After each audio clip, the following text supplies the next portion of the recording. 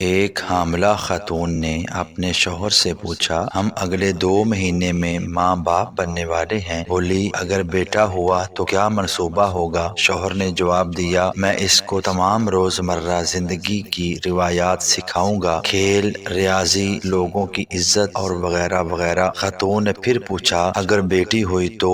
شوہر نے جواب دیا، میں اسے کچھ نہیں سکھاؤں گا بلکہ میں اس سے خود سیکھوں گا۔ میں غیر مشروط محبت سیکھوں گا۔